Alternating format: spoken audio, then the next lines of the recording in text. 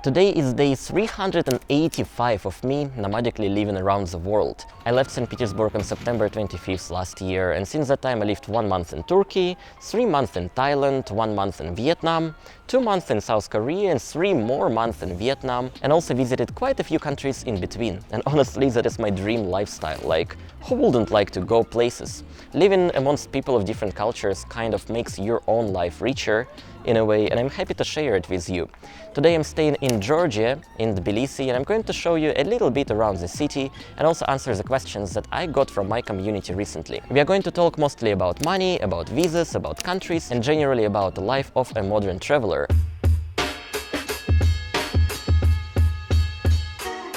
But first, we have a few questions from Super Thanks comments. Someone asked me about the robots I've seen in my trips, about the best beef in Georgia and also Russian language in Georgia, and some details on visas for Russians.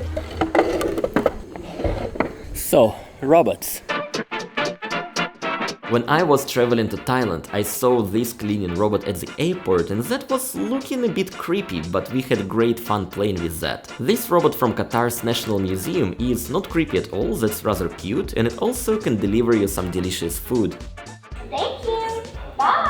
And the coolest robot I've seen in my life was in China. I ordered food delivery and I did not expect a robot behind my door on the 12th floor of the building. It can use the elevator without humans' help, it can give me a phone call to notify that my food is here, and it speaks perfect Mandarin Chinese. Well done, Chinese robot builders. The next question comes from Saint Miles, and he asks about the best beef meal in Georgia.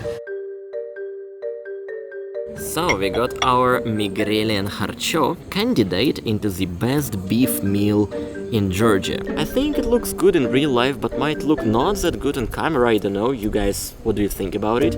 As for the taste, let's give it a try.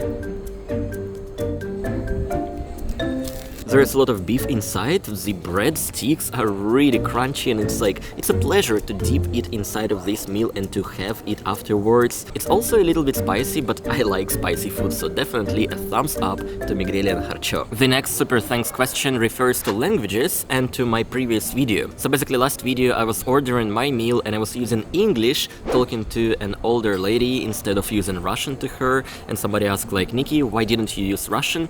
And it's simple as that. If I see anybody above 40 years old here, I start speaking Russian to that person, and if I see somebody younger than 35, younger than 30, I just speak directly in English. But that time when I was ordering a meal to an older waiter, I was just recording a video, so I continue speaking English, but in normal situation I will just speak Russian directly to her, and 99% chance that she would understand me perfectly.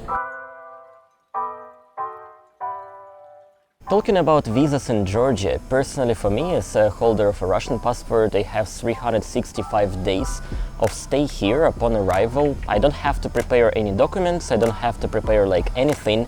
Just arrive to Georgia, have my passport stamped and stay here for as long as 365 days. And if I want to stay here any longer, let's say for another year, I can go to any other country, something that we call visa run. So basically you can do a visa run and stay in Georgia for another 365 days. And talking about other countries that I visited earlier this year, most of countries I visited, it was like visa free for Russian passport holders, and some of the countries like Vietnam or Cambodia had e-visas or visa on arrivals. Talking about my trip from Vietnam to Tbilisi, Georgia, I flew from Vietnam to Singapore, from Singapore to Qatar, from Qatar to Georgia. I didn't need a visa for Singapore, even though it's really easy and straightforward process to apply for Singaporean visa. I didn't need so because it was a transit flight and I could stay there up to 96 hours, visa free. In Qatar, I don't need any visas, no visas on arrival, just arrive to Qatar, stamp my passport and stay as long as 60 days. And Georgia, I already told, it's like 1 year of visa-free stay here for Russians. Now to the question, how do I afford these trips? I think that is one of the most asked questions to me, like, Niki, how do you afford this traveling, this lifestyle? What do you do for work? And the thing is, the only thing that I do for work recently is videos. My YouTube channel, my TikTok, my Instagram, although YouTube is the biggest part of my income at the moment. Previously that was TikTok, Now it's YouTube, and I made an entire video basically having a breakdown of my income on social media, so you can watch it here. But speaking shortly, I produce videos on YouTube, you watch my videos, and YouTube shares money either from their revenue from advertisement or from YouTube premium payments. It's actually not that easy to make money on YouTube. Like, you know, it takes a lot of effort, time, dedication, and it takes a lot of time to reach the numbers of views that is enough to earn a living solely on YouTube. But anyway, that's what I'm doing at the moment. So when I look at my travel expenses, there are three big categories that stand out. First is accommodation, that is the biggest.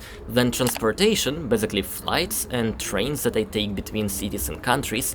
And the third one is food, which also takes quite a lot of money. But accommodation is the most expensive thing. During the last 6 months, I spent 2 months in Georgia. I stayed 3 months in Vietnam and 1 month in South Korea. In Georgia, I pay $650 for my apartment. That's like 1 bedroom plus living room plus tiny kitchen corner.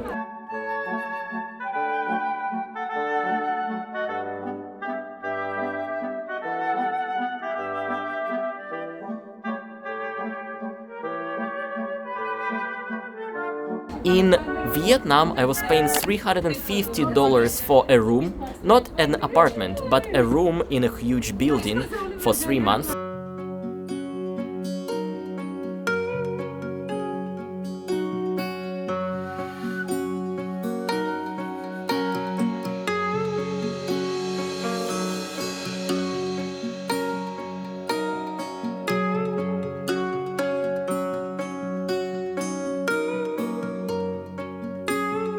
And in South Korea, I was paying ridiculous amount of money for a studio apartment. It was like $2,250 for a monthly pay in Seoul.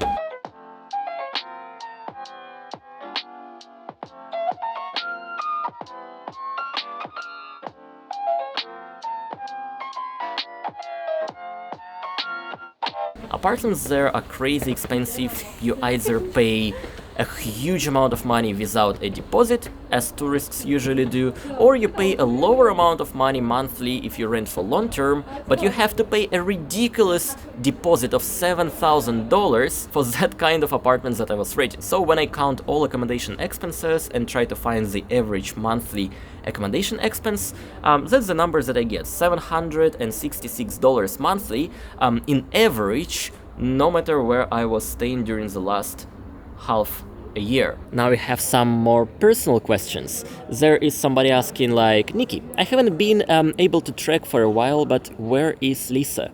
And it's been really a while because Lisa basically came back home in January of this year, and since that time I've been traveling solo. We split up and I decided to continue my journey around the world, and Lisa, she came back to St. Petersburg. The next question is interesting. Somebody asks like, Niki, if Russia hadn't invaded Ukraine, would you still be having all these adventures and living around the world? And the answer to that is yes. It's been my dream to travel around the world, to have this nomadic lifestyle. I literally have a dream book where I written like, I want to be able to travel anywhere, anytime I wish. So if Russia did not start that madness in Ukraine, I would still be traveling the world. You know, all these questions, they kind of make me think about a bigger picture.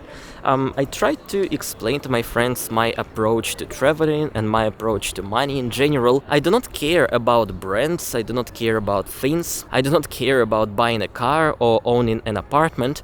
All what I care and all what I spend my money for are experiences. Like for the last 10 years of me being an adult, I spent most of my money simply for experiences, and that is something that I will be remembering until the end of my life. Like living in that Seoul apartment was definitely expensive, like was way too expensive, but that was such a great experience of living in central Seoul. Great emotions, great feelings. I will remember that for like very long time, as well as I will remember the feeling of jumping from Macau Tower, which was ridiculously expensive. These experiences, they are not always about money. I will also remember how I was hitchhiking around Thailand and living in a Buddhist monastery for weeks, and that was entirely free, no money involved. And I'm so glad that we are living in like 21st century, and thanks to internet, thanks to all modern technologies, I'm able to have a lifestyle like that. I hope this video gave you the vibe of what kind of person I am, related to like traveling, related to feeling of personal freedom. Thank you so much for being with me. Спасибо and пока.